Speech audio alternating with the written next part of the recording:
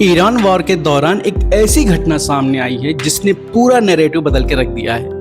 बहुत इंटरेस्टिंग बात है, गौर से सुनिएगा। वॉर की शुरुआत में एक ईरानी नॉर्थरोप F-5 फाइटर जेट ने कुवैत में यूएस बेसिस पर खतरनाक तरीके से बॉम्बिंग की थी। अमेरिकी अधिकारियों ने NBC न्यूज़ को बताया कि यह जेट अमेरिका के डिफेंस सिस्टम को पार करने में कामयाब रहा।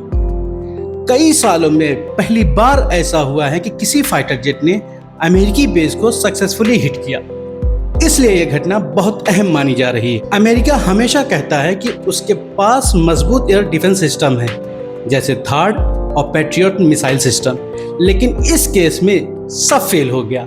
इस केस में ईरान ने थार्ड को फाड़ कर रख दिया और पैट्रियट सिस्टम को खूब पीटा। NBC न्यूज़ की रिपोर्ट के मुताबिक यह घटना मार्च की शुरुआत में हुई, जब यह जंग शुरू हुई थी।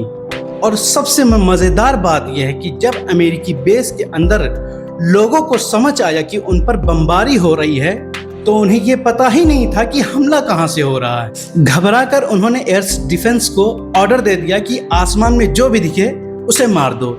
इसके बाद उनके एयर डिफेंस ने अपने ही 3 अमेरिकी जेट्स को मार दिया। मतलब कुछ उस टाइम टॉम एंड जेरी वाला सीन बन गया था और ईरानी फाइटर जेट F-5 अपना मिशन पूरा करके आराम से ईरान वापस भी आ गया। ना कोई इंटरसेप्शन हुआ और ना ही कोई इसे रोक पाया। जो वेस्टर्न एयर डिफेंस सिस्टम बहुत मजबूत और अटूट माना जाता था, इतने हाईटेक डिफेंस सिस्टम को कैसे पार कर गया, जिसकी वजह से अमेरिका की घोर बेइज्जती हो रही है। और सबसे खास बात इस जेट की यह है कि F-5 एक पुराना फाइटर जेट है जिसे 1950 के दशक में बनाया गया था, यानी यह करीब 70 से 80 साल पहले। बताया जा रहा है कि ईरान ने इन जेट्स में एडवांस इलेक्ट्रॉनिक सिस्टम, छिपकर उड़ने की टेक्निक और बेहतर नेविगेशन सिस्टम लगाए थे, जिससे वो डिफेंस सिस्टम की कमजोरियों का फायदा उठा सके।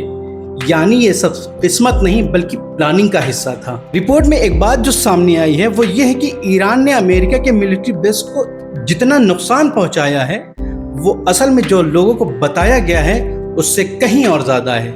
लेकिन धीरे धीरे जो छिपी हुई बात है वो जरूर सामने आएगी।